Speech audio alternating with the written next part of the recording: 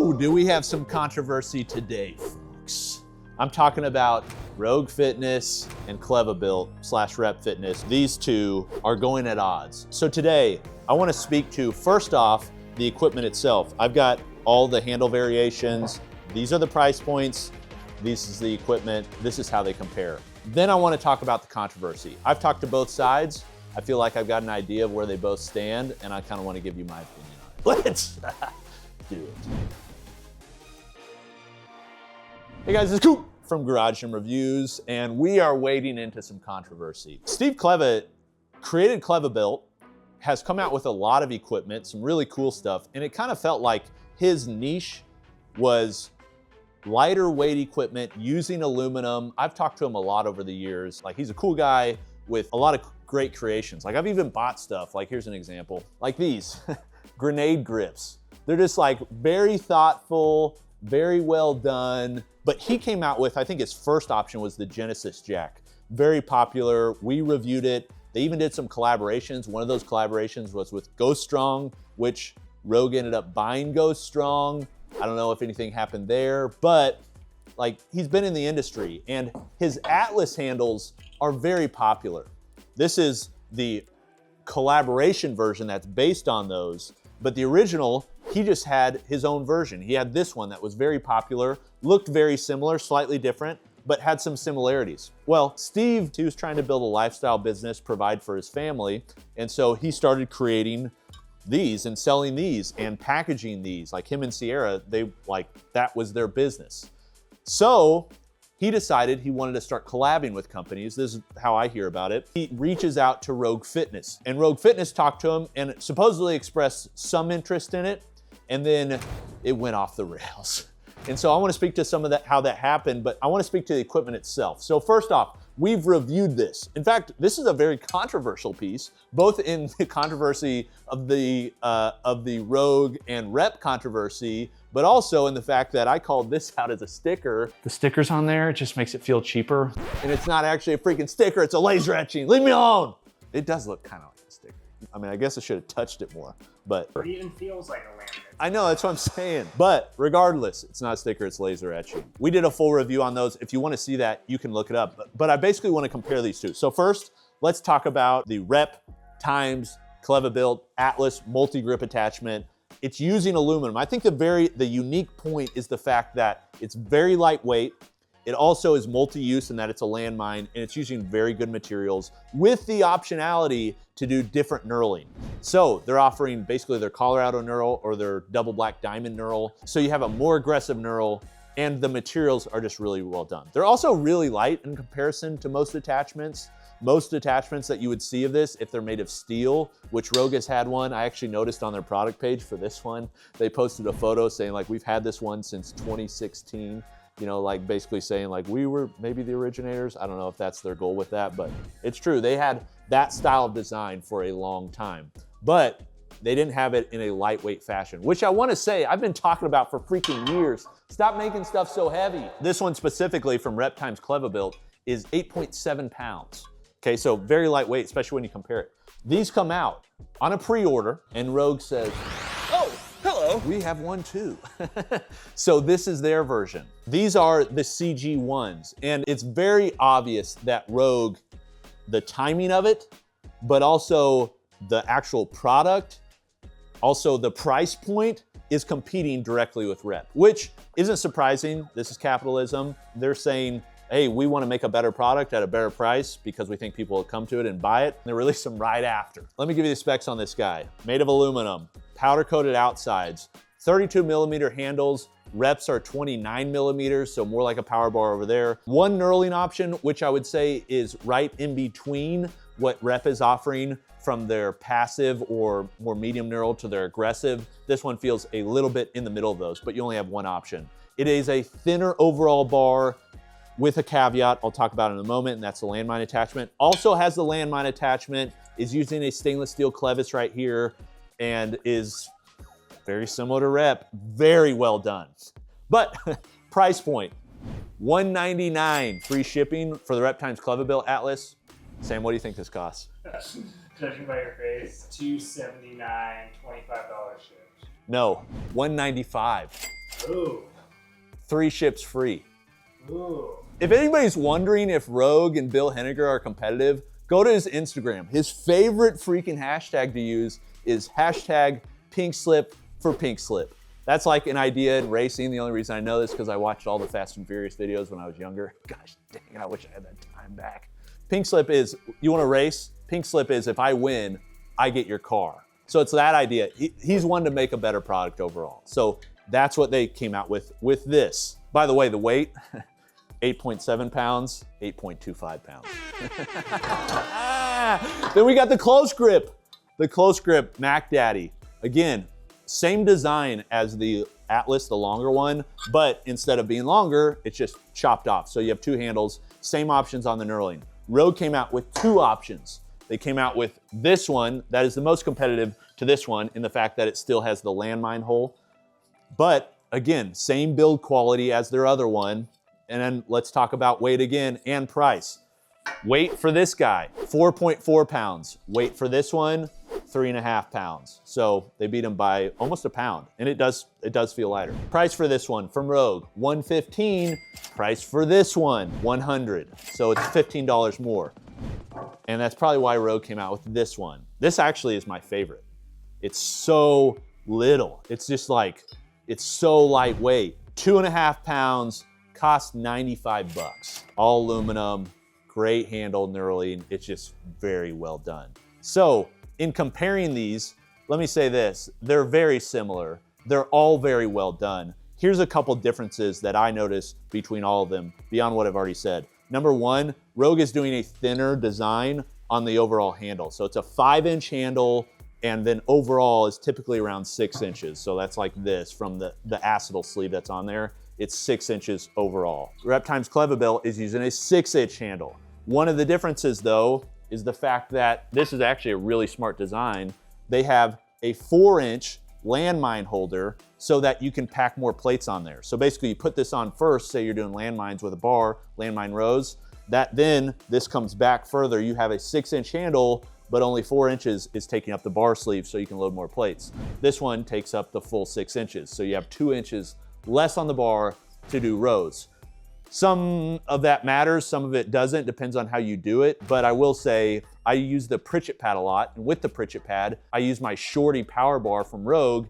And the more room that I have on the sleeve for plates, the better, because it's not a very long sleeve. So I think this is a really good design on this. They're very similar. They're using similar components.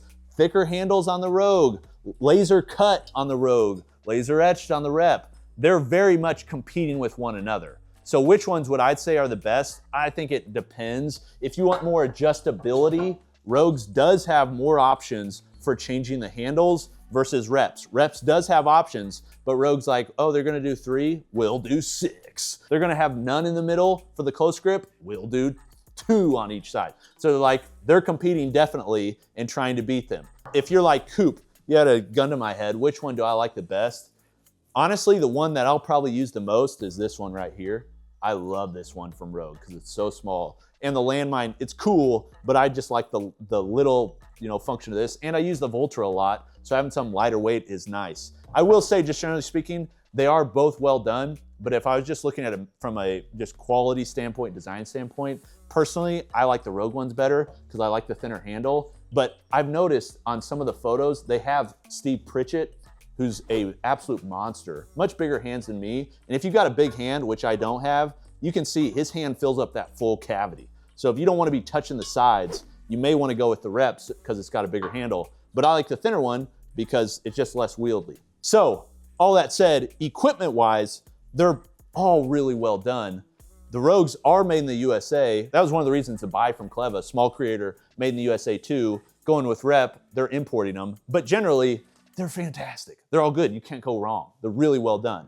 But that brings me to the controversy. If you want to see Steve Kleva's side of the story, he's got a video on his Instagram that we can link to where he basically details, this is where, this is what happened, this is what I think is wrong, this is why I'm talking about it. Rogue has not released any statement. I talked to Steve. He reached out to me asking me to shed light on this whole situation. I wanted to get more details, so I asked him questions, got more details. I then went to Rogue and messaged them and was like, hey, have you seen this video from Steve? what's your take on this?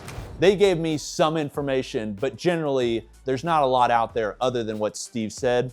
But here's what I'll say. From my vantage point, after talking to both parties, Steve has this company, Kleva built, with some great ideas. Goes to Rogue and is like, hey, we should partner and license this. Rogue's like, hey, that sounds interesting. I don't know if they said, let's do it, or they said, we'll get to it. Some of the things I see in Steve's video is basically like, they kept telling me we were gonna do it, but we're really slow. I will say, generally speaking, my experience with Rogue is that they are very slow. So I think that's a good critique. And actually, when I talked to Rogue, one of the apologies that they made was basically, we should have gone faster. We went too slow. But I'll just say that I've talked to many people that have tried to work with Rogue or have worked with Rogue, and consistently the feedback I hear is like, working with them is not a very enjoyable experience because they're very slow. I will say, from Rep's point of view, one of the reasons that more creators are going to Rep and using them, which is pretty cool, is Rep moves a lot faster. Definitely seems that way. So that's kind of what happened with Steve, where he goes there.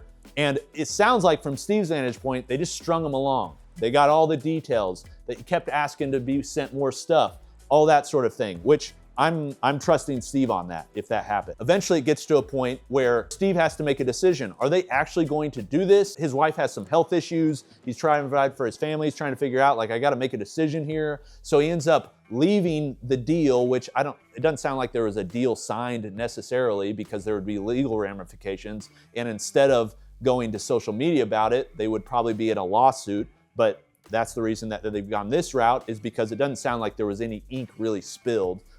So Kleva decides to go to Rep, release the products, and Rogue, who is trying to not let a competitor steal their market share, competing directly with Rep, also wants to make good products, decides, hey, we're gonna make aluminum options too. These are the ones we're gonna come out with. So who's in the wrong? It's honestly kind of hard to say. One reason is because we're hearing mainly one side of the story, which is Steve, which I trust Steve. I really like Steve. I respect Steve. I respect Rep Fitness. Same thing for Rogue Fitness. Like, I have noticed there have been issues from Rogue Fitness and partners in the past. We saw this with Mutant Metals. We saw this with the audience freaking out when Rogue basically trademarked the name Strongman. And so Cerberus was making Strongman sandbags, and so there was worry there. We've seen this. This is a girl who talks about it. She came out of the woodwork recently talking about this a lot on the Facebook group, Molly Metz, who basically came out and was like, hey, I created this jumping rope design, and Rogue stole my jumping rope design and haven't paid me royalties. Here's the reality, like, we're outside looking in. I don't, it's hard to freaking know, like, who's in the right. But I will say, it seems like there is somewhat of a pattern for Rogue Fitness with some of this stuff. Now, is that because Rogue has exploded and gotten big, and it's pretty hard to not rub people the wrong way when that happens? Possibly, but there is more than one instance of this kind of thing happening. And with the Mutant Metals thing, they made that Velocidor. Well, Mutant Metals hadn't partnered with anybody. So they could go back and say, all right, let's make a partnered version. You can't do that with this because Kleva already has a partner, and that's Rep Fitness. So there's no really going back on this. Who's in the right? Man, it's hard to know. There's two sides to every story. There's a proverb that says every man seems in the right until another comes along and poses him questions. Basically, it's hard unless you get them in the room and like actually hear both stories. So should Kleva have patented some of this stuff and not given so much to Rogue without having a deal done, not sold all his inventory in his warehouse before a deal was done? Probably. Should Rogue have moved quicker? Was it ethical necessarily for they to release these? I do think it was legal. Seems like it was legal. That's why there's not a lawsuit going on. But should they have done that? You know, those are questions that I think you have to ask. I will say, from a small creator standpoint, it can be really hard to patent, to defend your patent, to pay money for all that stuff, basically to compete against bigger guys, which is why some of the small creators go to the bigger companies for legal backing, for manufacturing power, all that sort of stuff. So it does suck to see like infighting like this. It's nice in that there's multiple options, and whenever there's multiple options, multiple parties competing, that drives price down, that also increases production and increases invention for better products.